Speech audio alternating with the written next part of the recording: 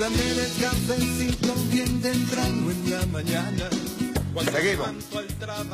¿Tú sabes que me preguntan por ahí? Año, eso es, me dice yo, eso está en casetes y en vinil.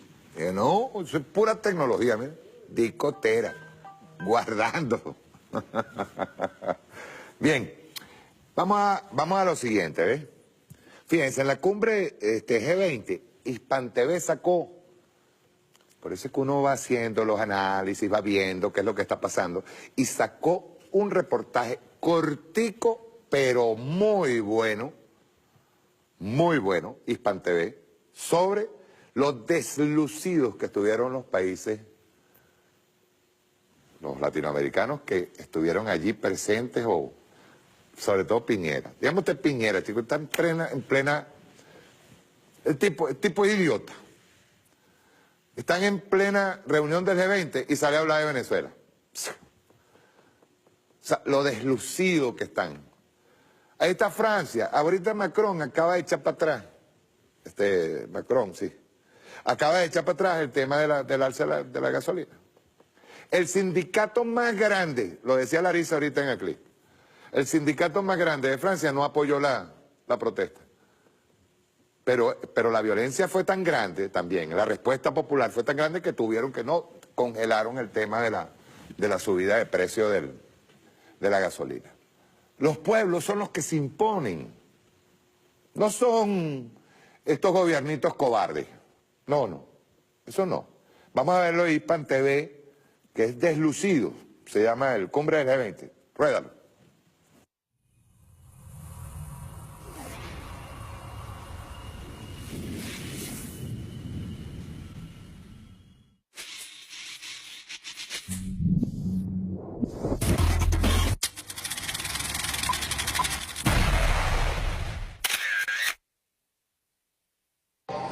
Este hombre ya no es el presidente de México, pero aprovechó su último día de mandato para escenificar una firma de acuerdo a un tratado norteamericano impuesto por Estados Unidos.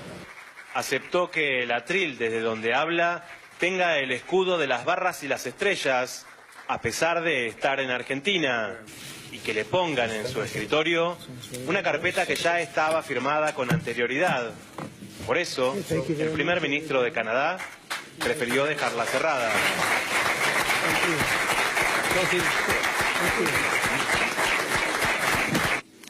En el mundo actual, el futuro de cada país está firmemente ligado al destino de las demás naciones.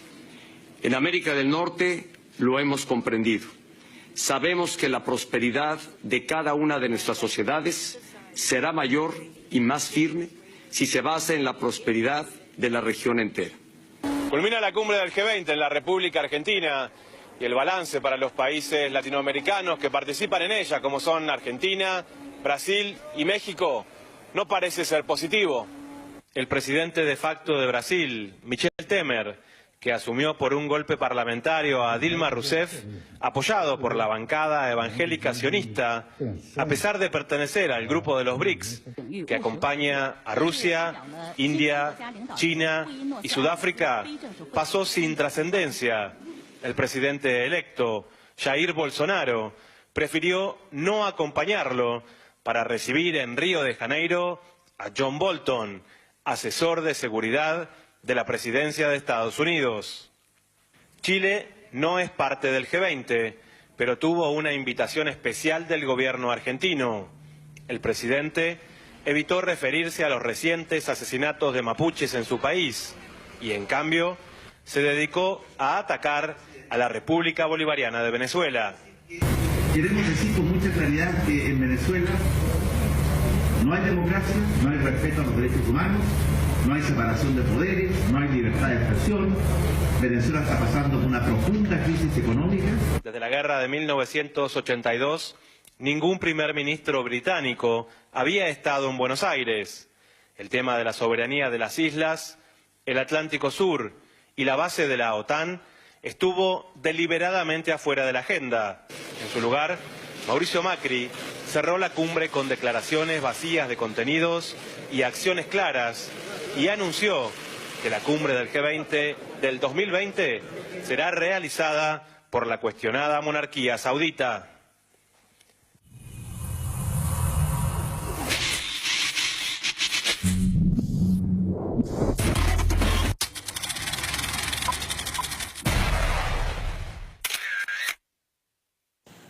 Les repito, los pueblos no merecen este tipo de gobernantes. Un Macri que recibe a la primera ministra inglesa, que son justamente los que le hicieron la guerra a las Malvinas y siguen teniendo las Malvinas. Ese tema no se toca. Ese tema no se toca, que es un tema de soberanía, para que ustedes vean. No se toca. Temer se aparece allí como,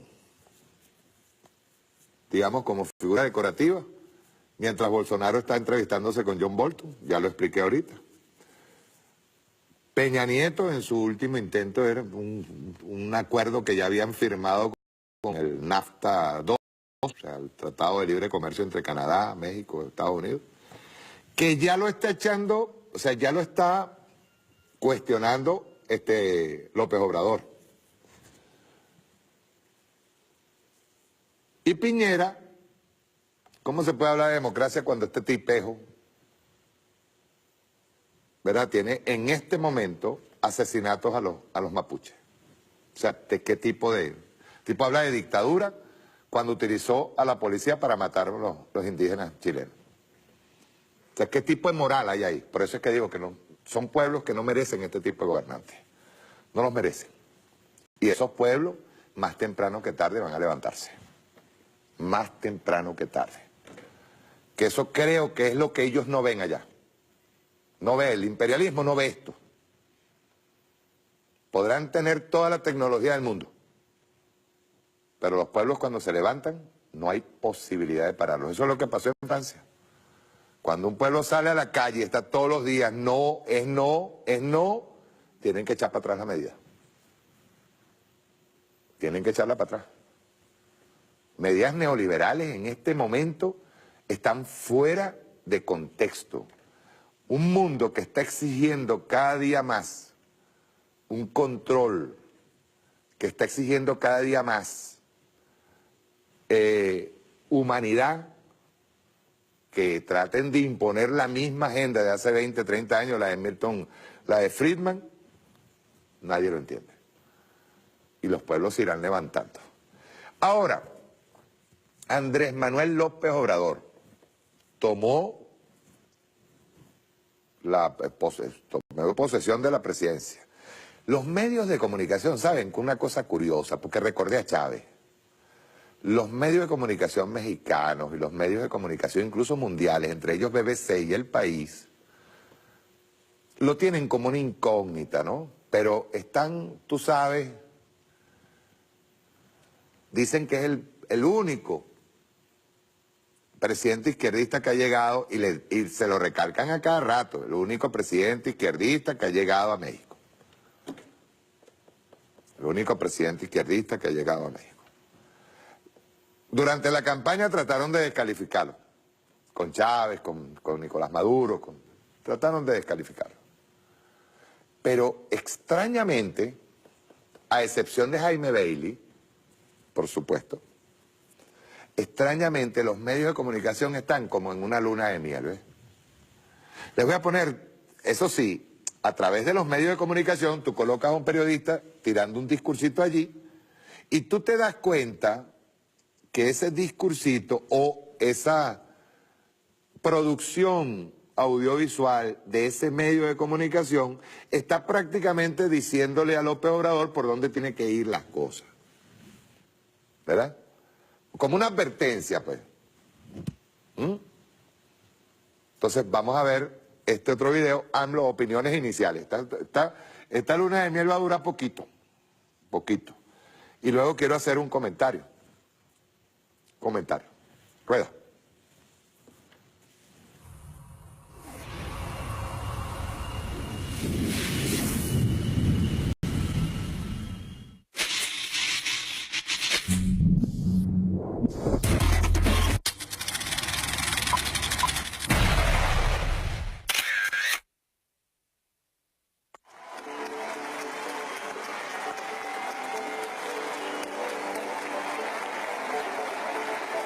No estamos en contra de empresarios, al contrario, se necesita del sector empresarial. No nos inspiramos en ningún gobierno extranjero, ni Maduro ni Donald Trump. Permiso, por favor. No merece nuestro país, nuestro pueblo, un trato discriminatorio. La relación bilateral de México, del gobierno de México con el gobierno de Estados Unidos, tiene que fincarse en el respeto mutuo y en la cooperación para el desarrollo. Ni México ni su pueblo va a ser piñata de ningún gobierno extranjero. No es con muros ni con el uso de la fuerza como se resuelven los problemas sociales. Se ha fallado la estrategia que se ha venido aplicando desde hace más de 10 años, que vamos a integrar a todas las fuerzas policíacas y militares del país en una sola corporación. Todo lo que sea bueno para la nación, si se atreven a hacer un fraude electoral, yo me voy también a Palenque y a ver quién va a amarrar al tigre. Ya no voy a estar yo deteniendo a la gente luego de un fraude electoral. Que propondremos una reforma legal para suprimir fueros y privilegios, para poder juzgar al presidente de la República en funciones por los delitos de corrupción y de violación de derechos políticos electorales. Vamos a revisar técnicamente el proyecto sin asustar a nadie.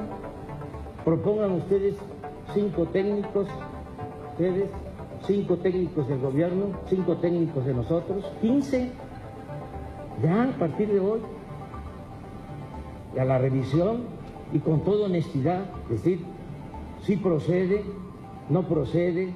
Gran parte de la sociedad mexicana está harta y no es difícil entender por qué. El año pasado, México rompió récords de violencia y todo parece indicar que este año va a ser peor. Además, México está entre los países más corruptos del mundo y es el país de América en el que hay más impunidad en cuanto a la persecución de crímenes. En este contexto y tras décadas de dominación de 2 principales partidos políticos, más de 56 millones de mexicanos salieron a votar y salió elegido como Andrés Manuel López Obrador. Tras su victoria, tanto sus detractores como sus seguidores coinciden en un punto. AMLO es un presidente diferente a los anteriores. Soy Patricia Zulbarán, periodista de BBC Mundo, y aquí van las 3 razones que explican por qué.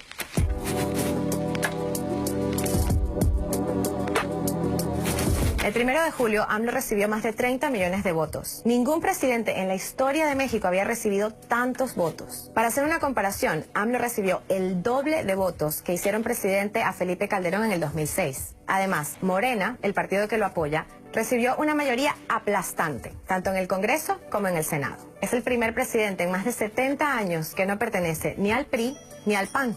Este apoyo supuso, por un lado, el colapso del PRI, uno de los grandes partidos de México. Por el otro, AMLO consiguió el respaldo necesario para las ambiciosas reformas que prometió en su campaña, que son combatir la pobreza, la corrupción y el narco. Aunque todavía no ha empezado su mandato, AMLO ya ha tomado ciertas decisiones. Por ejemplo, canceló el proyecto del aeropuerto de Ciudad de México, y esa medida no fue muy bien recibida por todos. Hay quienes tienen dudas de si va a someter todos los grandes proyectos a consulta popular, y sus más férreos críticos temen que se convierta en un líder populista y autoritario. Ejemplos como el aeropuerto o el Tren Maya hace que algunos se pregunten, ¿cómo va a ser su gobierno?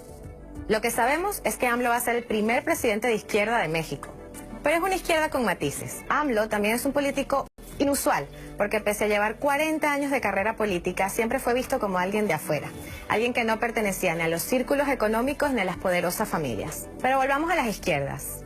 ¿Por qué digo que es con matices? Por ejemplo, AMLO propone un gobierno austero, enfocado en los pobres y con mayor intervención del Estado. Pero al mismo tiempo dice que va a crear un consejo con 8 grandes empresarios que lo asesoren en temas de economía. Esta última parte le ha valido críticas por parte de la izquierda. También ha habido tensión por el hecho de que López Obrador se aliara con un partido ultraconservador y evangelista para aumentar su base de apoyo. Y hay dudas sobre cómo va a integrar ese partido en su gobierno.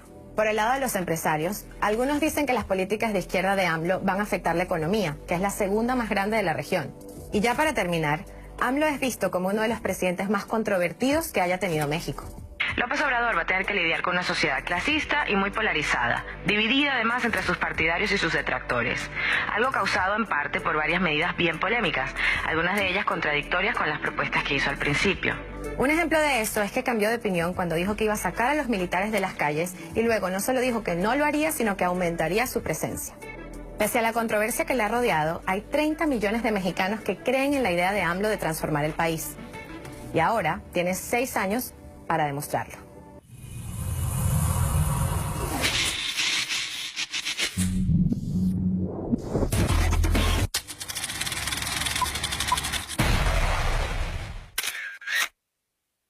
En estos trabajos periodísticos, tomé estos dos porque prácticamente dirigen qué es lo que debería hacer López Obrador. No puede transformarse en un populista autoritario. Miren, en México está pasando algo similar a lo que pasó en Venezuela, con sus matices, como dice la reportera de BBC. Está pasando lo que pasó en Venezuela. Hay una urgente necesidad del pueblo mexicano de salir del marasmo de un estado profundo que está fuertemente vinculado al narcotráfico, en donde hay un narcotráfico en expansión. Nada más puedo decirles, por ejemplo, el cártel de Jalisco ya llegó a Colombia. Cuando agarran al Chapo, el Chapo, vuelvo a repetir, siempre lo he dicho, fue una marioneta de un poder invisible mucho más grande. A Estados Unidos controla su propia distribución de droga. El Chapo, estamos hablando de una de las primeras economías del mundo, que es la economía de la droga, de lo que ingresan. Entonces, obvio, hay que estar muy pendiente de qué va a pasar en México. Llega López Obrador con absoluta mayoría en el Congreso, de paso. Y llega, similar a Chávez, llegó con una votación altísima y con unas expectativas altísimas de un pueblo que necesita urgentemente remoralizarse, un pueblo que necesita urgentemente un cambio de un PRI que se convirtió, Partido Revolucionario, imagínate, y se convirtió en una Acción Democrática, en un PAN que era el COPEI de esos tiempos. ¿Qué pasa? Primero, López Obrador no tiene la Fuerza Armada Mexicana. Eso es muy malo. Y las fuerzas policiales mexicanas son profundamente corruptas y vinculadas al narcotráfico. Muy parecido a lo que hay en Colombia. Entonces, pelear contra ese sistema que ya está impuesto, en donde las familias, los grandes apellidotes, artistas están vinculados al narcotráfico, porque ahí sí hay un Estado vinculado al narcotráfico, no el de López Obrador. López Obrador va a tener que enfrentar va a enfrentar un monstruo de 1000 cabezas, ¿no? Una hidra de 1000 cabezas. Va a arder Troya. Otra cosa, López Obrador comete, a mi modo de ver, es una opinión personal y me hago responsable de ella, comete un error al desvincular fuerzas de seguridad, por ejemplo, y no mantener un sitio de acuartelamiento de seguridad personal. Si López Obrador resiste y el pueblo mexicano lo acompaña, es posible que se comiencen a dar cambios que no van a ser inmediatos, pero sí van a ser cambios importantes. Todo va a depender de ese pueblo, pero recordemos, no va a ser fácil. Le va a ser muy difícil a López Obrador, muy difícil hacer cambios en donde vaya a atacar lo más nefasto de la oligarquía mexicana. Empezando, por eso es que estoy diciendo que en este momento aquí podemos ver medios de comunicación, es nada más y nada menos que uno de los hombres más ricos, que es Slim, Azteca y Televisa. O sea, imagínense que y un pueblo acostumbrado a novelas, acostumbrado a todo lo que es el aparataje comunicacional, peor que el de Estados Unidos, que saben hacer televisión para manipular y alienar a la gente. Entonces le va a ser muy difícil, con toda la buena intención que tenga López Obrador. Y si él insistiera, yo me temo que podrían atentar contra su vida. Me temo. Ese es uno de mis grandes temores con López Obrador. En política, y en eso el comandante demostró ser muy estratega, no se puede ser ingenuo. No se puede ser ingenuo. Si bien es cierto que nosotros tuvimos un retroceso, por ejemplo en el caso de Ecuador recientemente con Lenín Moreno, también es cierto que esos pueblos ya están preparados para una reedición, pues porque en Ecuador pasa que llega Lenín Moreno de la mano de Correa. Lenín Moreno va a repetir la posibilidad de ser presidente, lo dudo. Lo dudo. De hecho, su vicepresidenta acaba de renunciar, le dio bien claro, no lo dijo concretamente, pero lo asomó. Dijo, yo no voy a apoyar una persecución judicial contra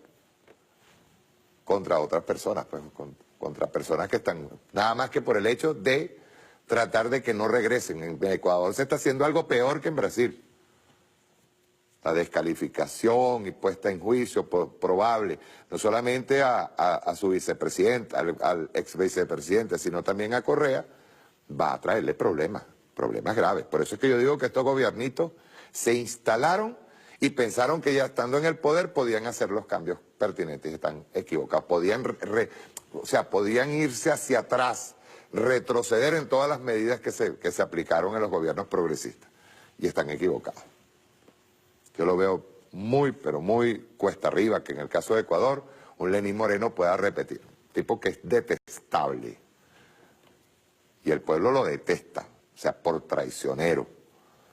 En el caso de López Obrador, yo no sé, o sea, yo espero que todos los años que tiene en política le hayan servido para ser un estratega. Pero en la México actual le va a ser bien difícil. Ahí tiene que levantarse un pueblo y decir, mira, te acompañamos. Vamos a salir adelante, pero va a ser difícil, muy difícil. O sea, no va a ser fácil. Ojalá. Yo creo que en Latinoamérica más temprano que tarde van a empezar a resurgir nuevamente esa oleada nueva de progresismo y de gobiernos de izquierda. Yo sí lo creo. Estoy convencido de eso, que va a haber un resurgir. Porque estos gobiernitos, los que, por ejemplo, Brasil, que entró por golpe de Estado, Macri, que llegó al poder por engaños con los medios de comunicación, todos estos gobiernos van de alguna manera, algunos hasta por fraude, el caso de Honduras, de alguna manera van a resurgir nuevamente. O sea, están endebles. Y Estados Unidos lo sabe. Estados Unidos lo sabe. Vamos a ver ahora, de este análisis de top de impacto, ¿por qué Estados Unidos odia a China y a Rusia? Y tiene que ver con el dólar. Y yo no me voy a cansar de decirlo. Quien está traficando con dólar ahorita está traficando con un papel. La gente dirá, bueno, sí, pero es el que establece los precios. Sí, eso no va a durar. Eso no va a durar. Vamos a ver Estados Unidos versus China. Rueda.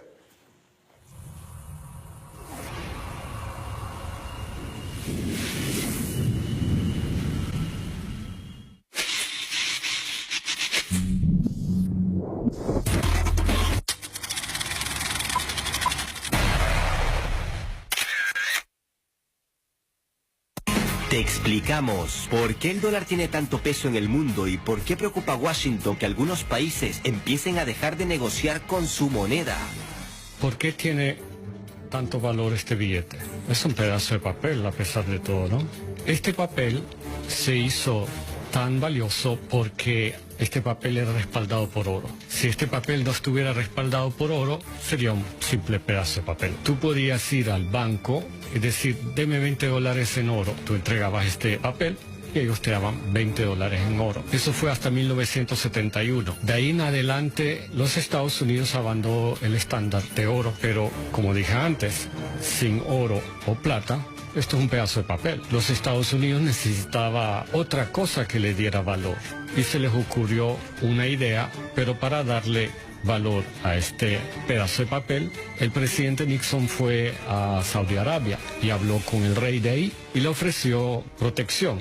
Tú tienes todo el petróleo del mundo, los países de la OPEP, países aliados tuyos, tienen todo el petróleo del mundo. Nosotros tenemos las fuerzas, nosotros tenemos la seguridad que te lo ofrecemos, pero tú tienes que darnos a cambio de que el petróleo que ustedes, la OPEP, y tú que eres Saudi Arabia, el productor más grande del mundo en petróleo, por lo menos en aquel entonces, ustedes tienen que vender el petróleo en dólares y solo pueden aceptar dólares. Si ustedes hacen eso, nosotros los protegemos. Me imagino que de paso le dejaron entender que si no lo hacían, ustedes ya saben, ¿no? Ellos aceptaron, no les queda de otra, y desde 1971 se creó el petrodólar. Esta es la única moneda con la cual se puede comprar o vender petróleo. Ustedes saben que el mundo entero necesita petróleo y todo está basado en el petróleo. A pesar de que esto es un pedazo de papel porque ya no es respaldado por oro, sin embargo vale como oro. ¿Por qué? Es la única forma que tú puedes comprar o vender petróleo. El petróleo hoy en día es el oro negro y por lo tanto esto sigue teniendo valor a pesar de que es un simple pedazo de papel. Estados Unidos es el único país en el mundo donde pueden imprimir cuantos papeles quieran, billones, trillones, cuantos sean, y sigue teniendo valor solo por una cosa, porque es la única moneda con la que puedes comprar petróleo. Ahora las cosas están cambiando. Algunos países tratar de cobrar en otra moneda. Por ejemplo, Libia, el señor Gaddafi se le ocurrió aceptar euros, empezó a vender petróleo y gas natural a Europa y pidió a cambio euro. Ya ustedes saben lo que pasó, la historia es sabida por todos. Otro que se le ocurrió hacer lo mismo fue el país de Irak. Ustedes saben lo que sucedió ahí. Es la gente que ha desafiado esto, el petrodólar. Pero hay países que los Estados Unidos de repente no puede usar esa misma táctica. ¿Y qué está sucediendo? Ahora es China que está desafiando esto. China quiere empezar a pagar en su moneda. Eso es un problema serio. No cortes el vídeo todavía.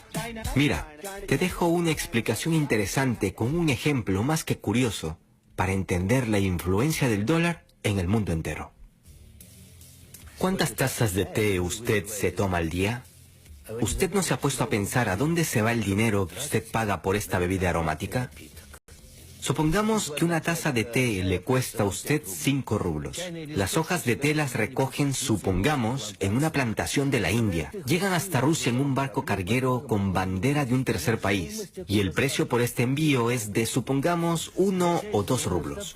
La tienda ha pagado por el té y por el envío en una moneda. Y ahora viene lo más interesante. Por cada operación en dólares, las empresas estadounidenses toman el 0,5% de comisión.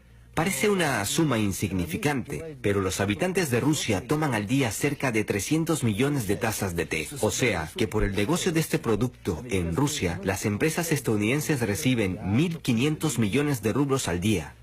No por el té, ni por el envío, sino simplemente porque la transacción fue hecha en dólares americanos. Y eso en realidad no es todo.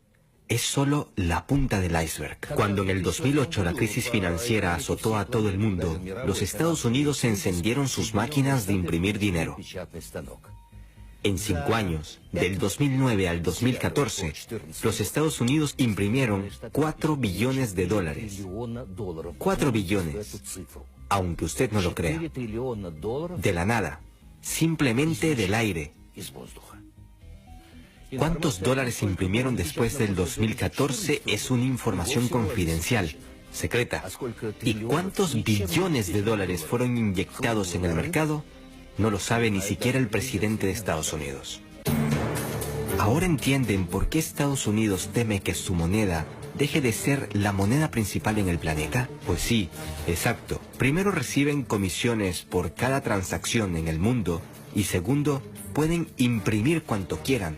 Pese a ello, Estados Unidos es el país con la mayor deuda externa del mundo.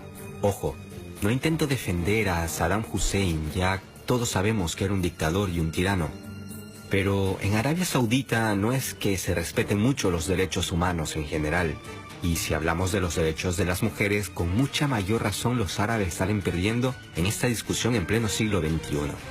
La diferencia está en que los árabes se aliaron con Estados Unidos. Ya no es un secreto a estas alturas de que si ellos no se aliaban por allá por los 70 con Estados Unidos los hubiese invadido. Eso ya no es un secreto. El plan lo tenían preparado. Lo pueden buscar en internet si quieren. Irán en la actualidad intenta hacer lo mismo que Gaddafi y Hussein y por eso demonizan tanto este país. Pero el problema serio aquí es China, a quien la guerra comercial ya se le ha sido declarada y esto puede que llegue al campo de batalla y eso sería un caos. Esperemos que no llegue a una guerra militar, pero la verdad es que China está desafiando a Trump y eso no agrada tanto en Washington.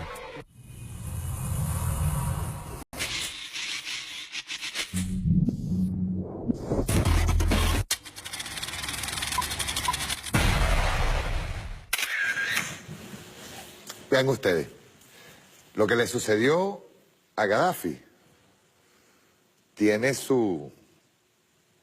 porque eran sus amigos. Gaddafi entregó prácticamente las reservas, las mudó a Europa. Pero Gaddafi hizo un discurso en el año 2009, si no me equivoco, que fue el discurso que provocó su muerte, en donde lo sentenciaron. Ese discurso que él tira en las Naciones Unidas, lo sentencia a muerte. Ya no se detendrían para nada, buscaron, fueron los mismos que recibieron los millones de euros que tenía Libia, son los mismos que lo traicionaron y lo mataron, lo mandaron a matar. Vamos a ver este video es bien interesante, larguito, pero vale la pena verlo. El discurso de Muammar Gaddafi que lo llevó a la muerte, lo sentenció a muerte. Rueda.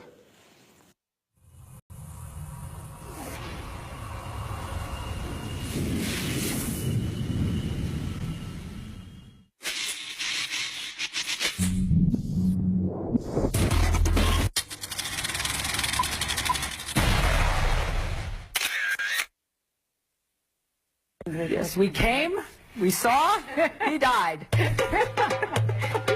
Una vez un presidente dijo sus verdades en la ONU.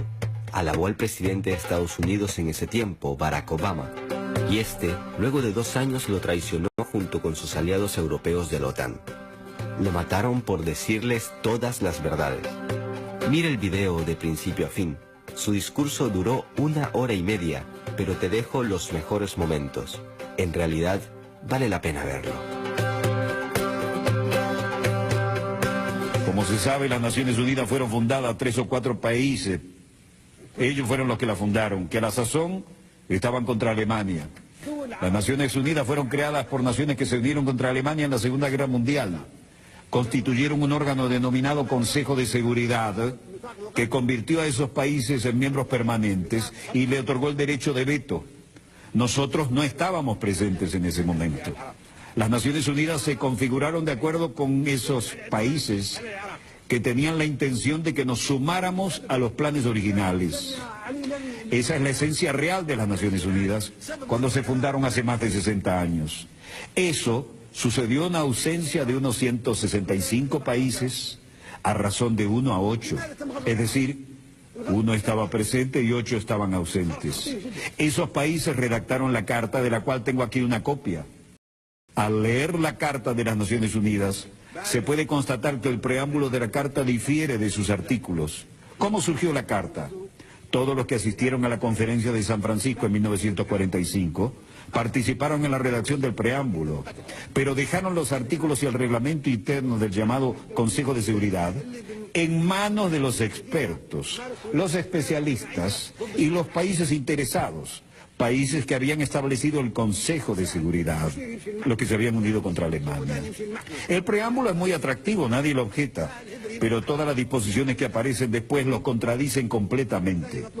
Rechazamos esas disposiciones y nunca las respaldaremos. Se volvieron obsoletas después de la Segunda Guerra Mundial. En el preámbulo, por ejemplo, se afirma que todas las naciones, pequeñas o grandes, son iguales. Respecto a los pueblos y en los puestos permanentes del Consejo de Seguridad, no lo somos. En el preámbulo se afirma por escrito que todas las naciones son iguales, sean pequeñas o grandes. ¿Tenemos nosotros derecho de veto? ¿Somos iguales? No. En el preámbulo se dice que tenemos igualdad de derechos, ya sean en nuestros países grandes o pequeños. Eso es lo que se declara y lo que acordamos en el preámbulo. Por tanto, el veto en el Consejo de Seguridad contradice la Carta. No aceptamos ni reconocemos el veto. En el preámbulo de esta carta se afirma que no se deberá recurrir a la Fuerza Armada, salvo en interés común. Ese es el preámbulo que acordamos y firmamos, y nos sumamos a las Naciones Unidas porque queríamos que esta carta reflejara eso. Se indica que solo se recurrirá a la Fuerza Armada en interés común de todas las naciones. ¿Pero qué ha sucedido desde entonces? Han estallado 65 guerras desde la creación de las Naciones Unidas y desde la creación del Consejo de Seguridad. 65 guerras desde su creación, con millones y millones de víctimas, más que en la Segunda Guerra Mundial. ¿Acaso en esas guerras, así como la agresión y la fuerza se utilizaron en esas 65 guerras, responden al interés común de todos nosotros representados aquí? No. Esas guerras se llevaron a cabo en aras de los intereses de 1, 3 o 4 países, pero nunca de todas las naciones. Hablaremos acerca de si esas guerras respondían al interés de un solo país o de todas las naciones. Esto contradice de manera flagrante la Carta de las Naciones Unidas que firmamos, y a menos que actuemos de conformidad con esta Carta de las Naciones Unidas que acordamos, lo rechazaremos. Y no temeremos hablar con nadie en términos que no sean diplomáticos. Ahora hablamos del futuro de las Naciones Unidas. No debe haber hipocresía ni diplomacia, porque se trata de la cuestión importante y vital del futuro del mundo, del planeta. La hipocresía dio lugar a estas 65 guerras que han estallado desde la creación de las Naciones Unidas. Si un país, Libia por ejemplo, agrediera a Francia, entonces la organización entera respondería porque Francia es un Estado miembro soberano de las Naciones Unidas y todos compartimos la responsabilidad colectiva de proteger la soberanía de todas las naciones. Sin embargo, se han emprendido 65 guerras de agresión sin que las Naciones Unidas hayan hecho algo por impedirlas. Otras 8 grandes guerras violentas cuyas víctimas suman unos 2 millones de personas han sido emprendidas por Estados miembros que disfrutan de los poderes de veto en el Consejo de Seguridad. Esos países que pretenden que creamos que tratan de mantener la soberanía e independencia de los pueblos utilizan en realidad la agresión contra los pueblos. Ingresamos a las Naciones Unidas porque pensamos que éramos iguales, solo para comprobar que un país puede objetar todas las decisiones que adoptemos todos en la Asamblea General. ¿Quién le dio a los Estados miembros permanentes del Consejo de Seguridad esa condición? 4 de ellos se concedieron esa condición ellos mismos.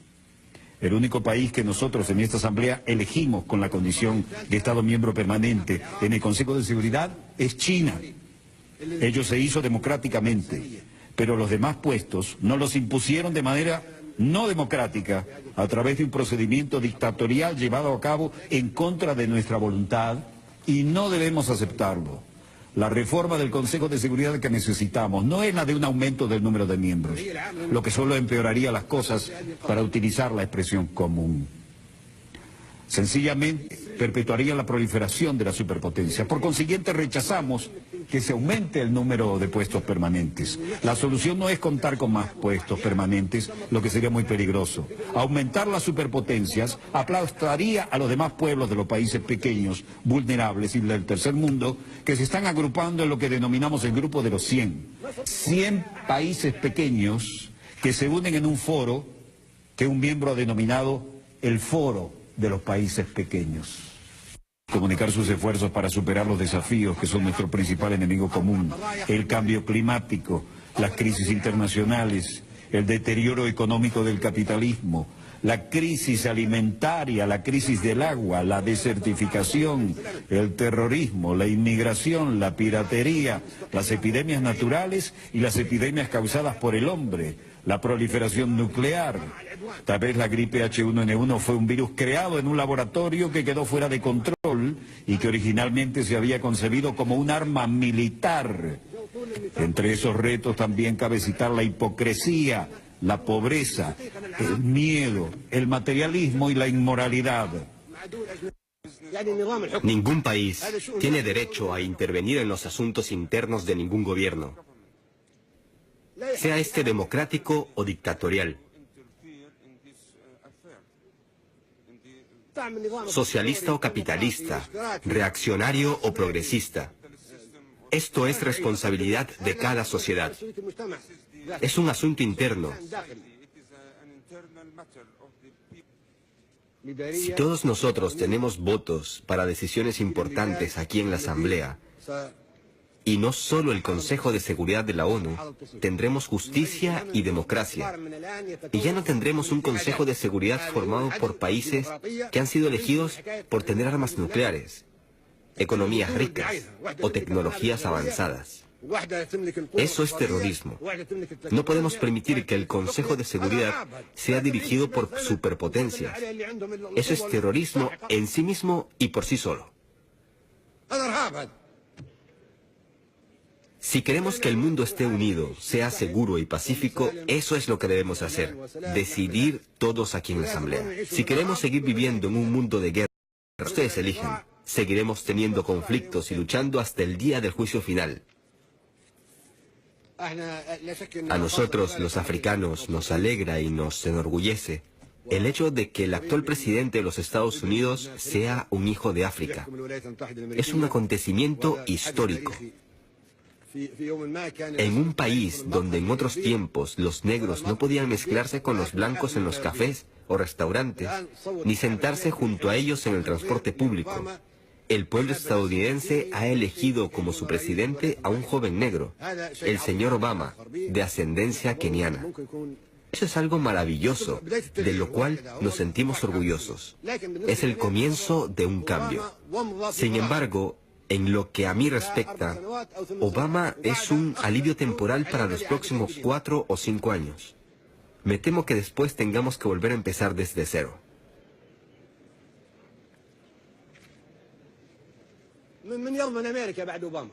Nadie puede asegurar cómo se gobernará a los Estados Unidos después de Obama.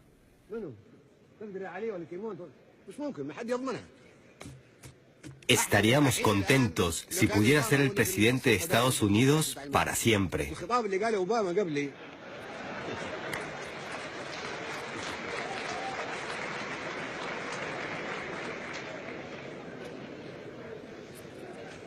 Los presidentes estadounidenses solían amenazarnos con todo tipo de armas.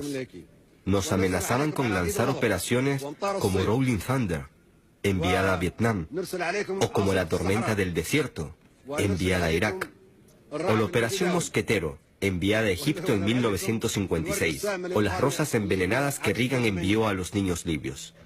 Pueden imaginarse. Sería lógico pensar que los presidentes de un país tan grande, con un puesto permanente en el Consejo de Seguridad y con derecho a veto, los habría protegido y los habría enviado la paz. Pero no. ¿Qué recibimos a cambio? ¿Bombas dirigidas por láser transportadas en casas F-1? Este era su enfoque. Nosotros dirigiremos el mundo, les guste o no, y castigaremos a todo el que se oponga a nosotros.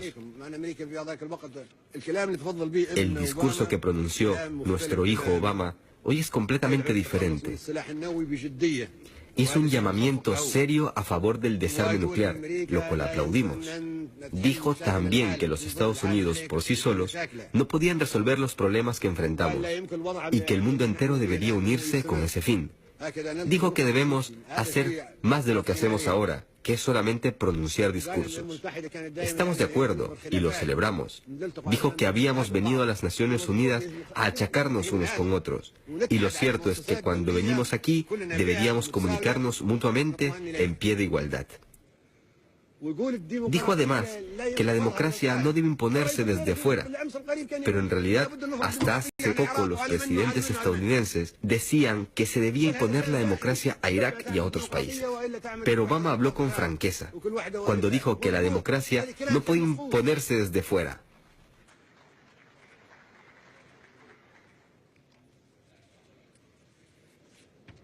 ¿Alguien puede responder si es mejor que el mundo esté tan polarizado? Pedimos un mundo en que grandes y pequeños seamos iguales. En lo que respecta a la situación en Palestina, la solución de crear dos estados es imposible, no es práctica. Actualmente hay una superposición completa de esos dos estados. La partición está condenada al fracaso. Estos dos estados no son vecinos, sino que son coexistentes, tanto en términos de población como de geografía. No se puede crear una zona de amortiguación entre los dos estados, porque hay 500.000 de colonos israelíes en la ribera occidental y 1 millón de palestinos árabes en el territorio conocido como Israel. Por lo tanto, la solución radica en un Estado democrático sin fanatismo, por razones religiosas o étnicas. La generación de Sharon y Arafat se han acabado. Necesitamos una nueva generación en la que todos puedan vivir en paz. Observen a los jóvenes palestinos o israelíes. Ambos desean paz y democracia. Quieren vivir bajo un solo Estado. Ese conflicto está emponzoñando al mundo.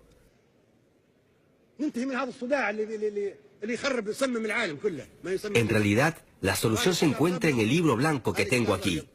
La solución está en Misratina.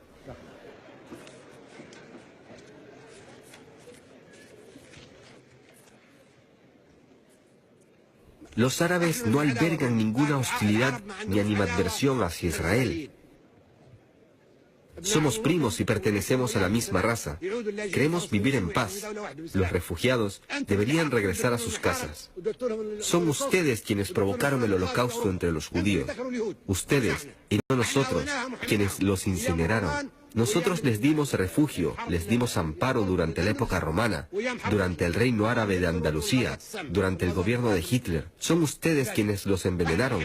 Son ustedes quienes los aniquilaron. Nosotros les dimos protección mientras ustedes los expulsaban. Reconozcamos la verdad. No somos hostiles. No somos enemigos de los judíos. Y algún día los judíos necesitarán de los árabes. Llegará un momento en que los árabes serán quienes les vuelvan a dar protección para salvarnos como hicimos en el pasado. Son ustedes quienes odian a los judíos, no nosotros. Libia espera que ustedes ayuden a realizar una transición en un mundo plagado de crisis y tensiones. En este mundo debe prevalecer la humanidad, la paz y la tolerancia. Nosotros no acostumbramos a claudicar cuando se trata del destino de la humanidad, de las luchas del tercer mundo y de las 100 naciones pequeñas que deberían vivir siempre en paz.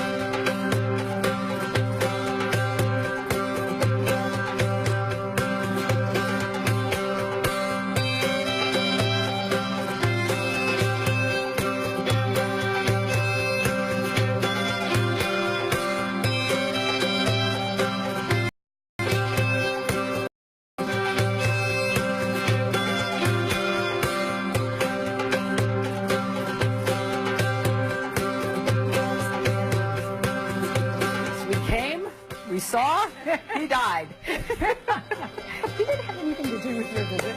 Oh, I'm sure it did.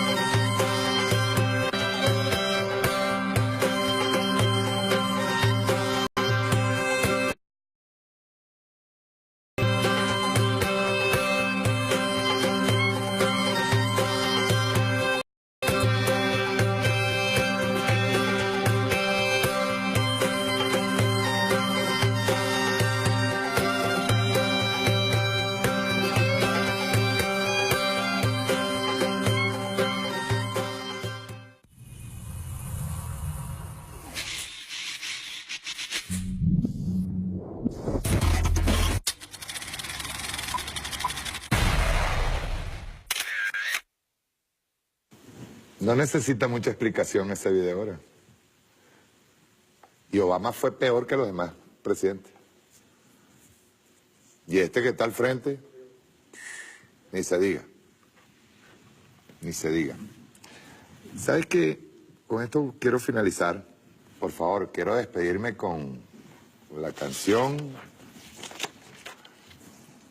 voy a poner pero rockero duro.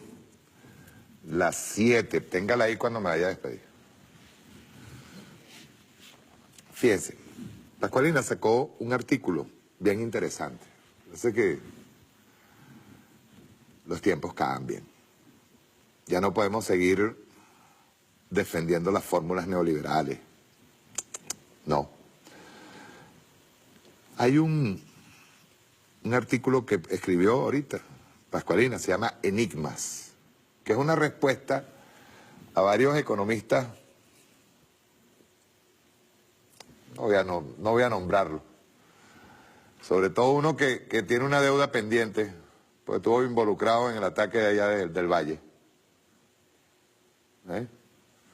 Él sabe quién es. Pero se vuelven locos cada vez que Pascualina les demuestra y les demuestra con numeritos. No les gusta, no les agrada. Enigmas, por Pascualina Curcio. Dice, primero, ¿qué explicación tendrán los economistas neoliberales acerca de la variación del bolívar en 558.035.614% desde el 2013? No hemos visto cálculos que les permitan sustentar tal depreciación. ¿Será que no hayan cómo incluir la variable política ataque a la moneda en las teorías económicas y por eso evitan hablar de dólar today? Ese era el primer enigma. Por cierto, a estos economistas respondan. ¿Verdad? Segundo, ¿qué método de cálculo estarán utilizando los monetaristas para justificar que el valor de la moneda es 500 bolívares soberanos por cada dólar, si para que ello ocurra se requiere 21 veces la cantidad de bolívares que actualmente circula en la economía?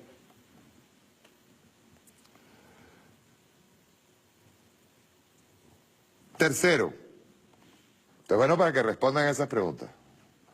¿Por qué insisten en que la culpa de la hiperinflación es del gobierno que imprime dinero no respaldado, si por el contrario la cantidad de dinero con respecto al tamaño de la economía ha disminuido 91% desde el año 2014. Hoy, dice Pascualina, la cantidad de dinero con respecto al Producto Interno Bruto es 6%. En 2014 era el 66%. ¿Será un cuento lo del dinero inorgánico? Cuarto, ¿cómo estarán resolviendo los monetaristas la contradicción teórica en la que incurren cuando afirman que la causa de la hiperinflación es la emisión de dinero? Su teoría supone que la mayor cantidad de dinero inorgánico llega a los bolsillos de los venezolanos y por lo tanto demandamos más bienes y servicios, lo que presiona los precios al alza. ¿Algún venezolano está demandando más bienes que en 2013? Quinto, mucha laraca hicieron los empresarios y sus voceros para liberar el mercado cambiario. Presionaron con el argumento de que no tenían dónde transar sus divisas y que por tal motivo no las traían. Se aventuraron a decir que la liberación detendría el ataque al Bolívar porque ingresarían capitales.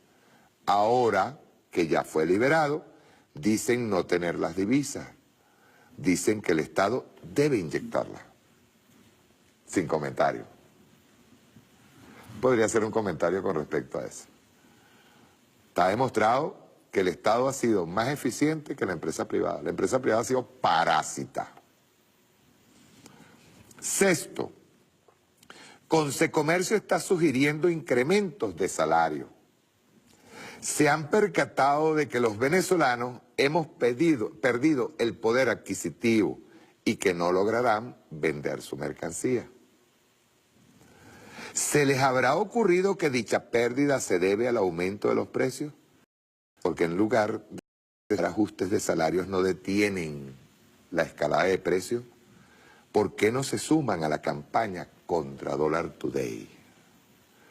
Séptimo y último, la guerra económica contra los venezolanos ha sido declarada por Donald Trump. Hay quienes todavía la niegan. Siempre será un gran enigma la actitud antipatriota de algunos. Yo voy a culminar, vaya poniéndome, no, todavía no me lo ponga. Voy a culminar con un comentario. Ningún economista, por muy serio, posgrado, máster que tenga encima,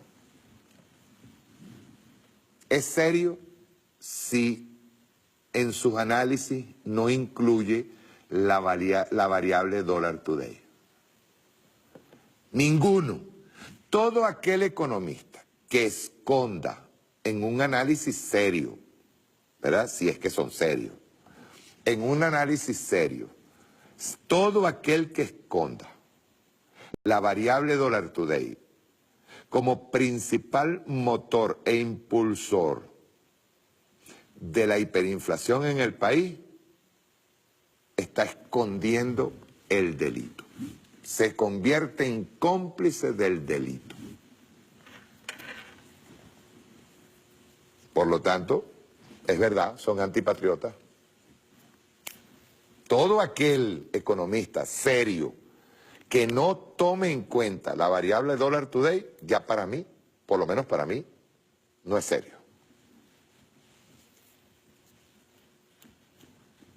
Así como lo oye. Recuerden, próximo domingo, todo el mundo a votar. A salir a la calle, vamos a otra gran fiesta. Y después de esa gran fiesta, nos viene. Yo todavía no me voy de vacaciones, me voy creo que ya la semana arriba, así, arriba. Ando ahorita navideño, ¿verdad?